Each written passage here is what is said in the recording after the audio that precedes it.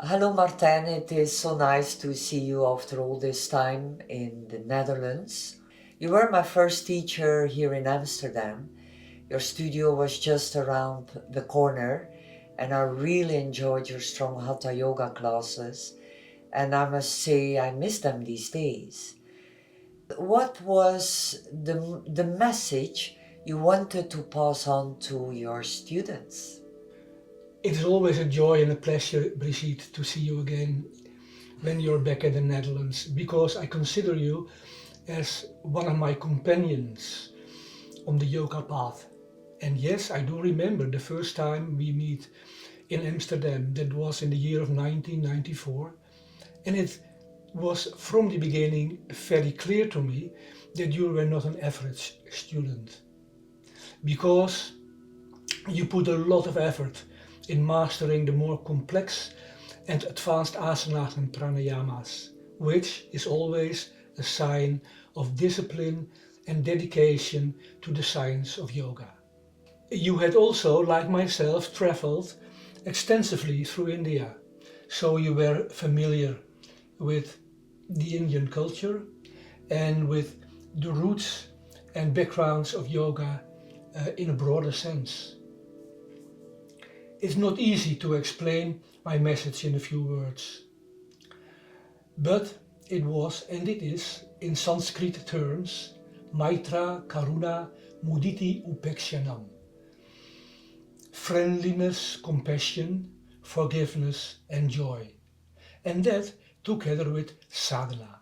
And sadhana means walking the eightfold path of Hatha Yoga.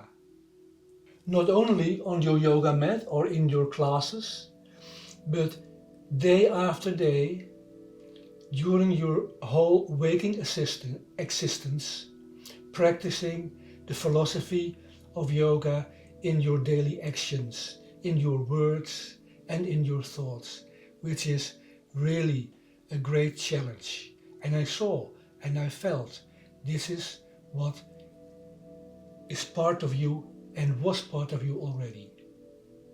What I always admired in you was your strong self-discipline, but also your broad knowledge about the yoga philosophy. I know yoga philosophy is very important for you. Can you explain us why it's so important? Well, you asked me about the importance of yoga philosophy. Yoga is in the first place a spiritual discipline, a spiritual path. Yoga means unity or to unite. Yoga philosophy expresses the essence of the 5 distinguished yoga paths: Hatha Yoga, Karma Yoga, Bhakti Yoga, Jnana Yoga and Raja Yoga. They all should lead to a state of liberation. Liberation from fear, tension and anxiety. And finally, to a reunion of our individual soul and the universal soul. Without studying and practicing yoga philosophy, asana isn't much more than a kind of gymnastics, an empty shell. A few years ago you were part of my teacher training in Belgium, and it was really nice to be close to you, to hear your voice again and to hear your teachings. When I went to Mexico, I lived very far away from my teachers, but I also had to learn another language. So it was like reinventing yoga in one or another way. Now it was very interesting, a lot of self-study, and I learned a lot on being far of my teachers. But I would appreciate if you could tell me how you saw my evolution in yoga in the training. I would like to hear that from you.